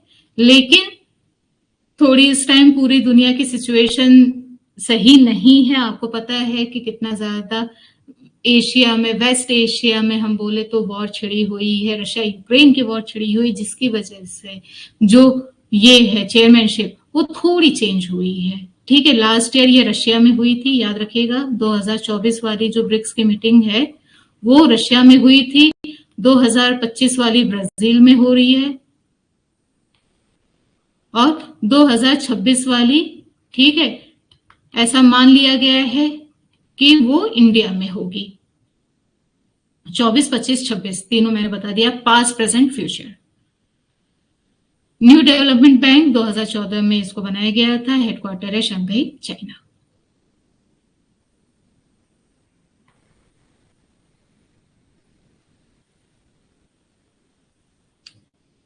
ये आज के ये 2 फैक्ट्स हैं, लास्ट है, उसके बाद आज के करंट अफेयर्स खत्म हो जाएगा। कि देखिए, जो वैभव सूर्यवंशी है ना बेटा, उन्होंने एक रिकॉर्ड बनाया है, वो पूरी दुनिया के सब मतलब फास्टेस्ट यूथ ओडीआई इन्होंने मारा है। देखिए, यूथ मतलब ये सबसे छोटे ऐसे प्लेयर हैं जिन्होंने 53 बॉल पे, ठीक है, 53 बॉल पे इन्होंने सेंचुरी मारी है। सॉरी, 52 बॉल्स पे, सॉरी 52 बॉल्स पे इन्होंने सेंचुरी बनाई है, 100 मारा है। ठीक है, ऐसा करने वाले इन्होंने रिकॉर्ड बना लिया है, सबसे ज्यादा छोटे प्लेयर हैं। फास्टेस्ट यूथ ओडीआई, ओडीआई का मतलब ये क्रिकेट है, ठीक है, क्रिकेटर है ये। ओडीआई का फुल फॉर्म क्या होता है? 1 डे इंटरनेशनल। ठीक है, ये T20 वगैरह नहीं होता है बेटा, 1 डे इंटरनेशनल और टेस्ट मैच, यही 2 पहले हुआ करते थे। T20 जब से आया है तब से क्रिकेट का क्रेज ही वैसा नहीं रहा। नेक्स्ट है हमारा स्प्रिंटर। स्प्रिंटर कौन होता है? जो दौड़ते हैं, जो धावत होते हैं, उनको हम स्प्रिंटर कहते हैं इंग्लिश में। तो अनिमेश कुजूर जो हैं, ठीक है, वो एक स्प्रिंटर हैं। वो भारत के पहले ऐसे स्प्रिंटर बने हैं जिन्होंने 100 मीटर की जो दौड़ है वो 10.18 सेकंड में कंप्लीट कर ली। इन्होंने भी रिकॉर्ड बनाया है। ठीक है, मतलब 10.18 सेकंड में इन्होंने 100 मीटर की पूरी दौड़ कंप्लीट की है। ठीक है, और ये कहां पे इन्होंने दौड़ लगाई थी? वो हुआ था ग्रीस में। इसको हिंदी में भी आप देख लीजिए, ये आज का लास्ट है। ये ऐसा है कि इसको मुझे लगा ये फैक्ट्स में ही रखना चाहिए, क्वेश्चन में ये सही नहीं लगेगा। अच्छा, अगर हम बड़े लोगों की बात करें, ये तो यूथ की बात हो रही है, ठीक है, अगर हम नॉर्मल प्लेयर की बात करें कि सबसे कम बॉल में 100 मारने वाला कौन है प्लेयर, तो याद रखिएगा एबी डिविलियर्स है। ठीक है, एबी डिविलियर्स।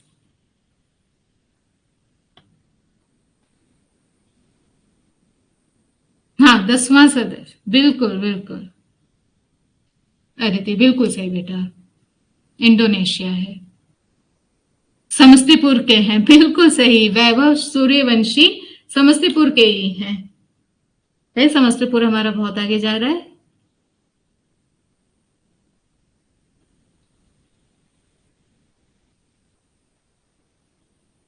ठीक है, ये समझ में आ गया। चलिए, तो ये थी बेटा आज की important current affairs. I hope आपको करंट अफेयर्स भी समझ में आ गया होगा और सब्जेक्ट भी समझ में आ गया होगा। ज्योग्राफी हो गया या फिर हम बोले तो आर्ट एंड कल्चर हो गया, साइंस टेक हो गया। आज जो भी चीजें थी न्यूज में मैंने आपको पढ़ाई इंपॉर्टेंट, समझ में आया। कोई कंफ्यूजन किसी तरीके की, भले वो स्टैटिक पार्ट हो या फिर करंट अफेयर्स वाला पार्ट हो, कोई भी कंफ्यूजन हो तो पूछ लीजिए।